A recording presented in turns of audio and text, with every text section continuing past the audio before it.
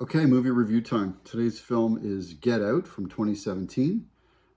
Jordan Peele psychological horror masterpiece.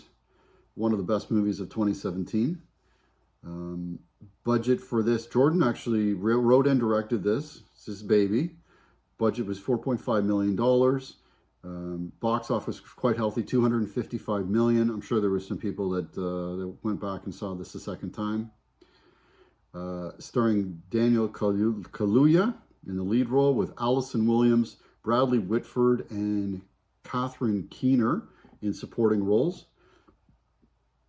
Very few of my reviews will be horror films, but this is definitely one of the better ones, in that it's got the psychological component throughout the movie, which keeps you absolutely riveted. Loved it.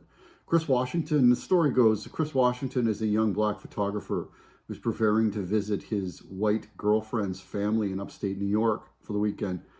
He is hesitant, asks her about a little bit about them. She assures him that they're not racist and that everything will be fine. He decides to go along with it, and within moments of arriving at the house, the odd behavior begins.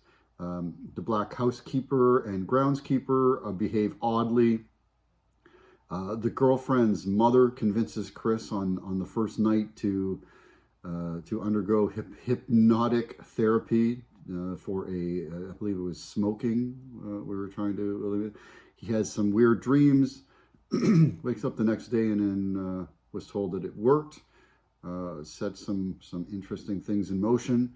The next day, a group of wealthy white people arrive for lunch at the house, and their behavior becomes very prevalent. They be acting bizarrely.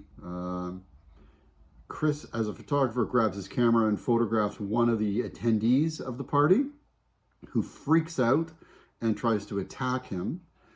And again, the way Jordan pulled all this psychological dramas together in these little subplots is fantastic.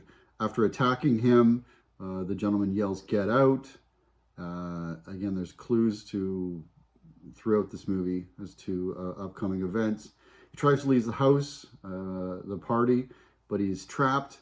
Wakes up in a chair, locked in essentially. Without giving too much away of the many subplots and twists in this movie, it is an excellent psychological thriller.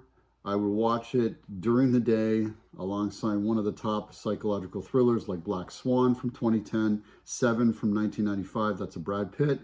Silence of the Lambs has got to be one of the best psychological with Jodie Foster, and The Game from 1997. So within that genre, I'd race out to watch this. I don't know if it's pay-per-view worthy, but definitely this is worth a watch. Anyways, spend wisely, friends.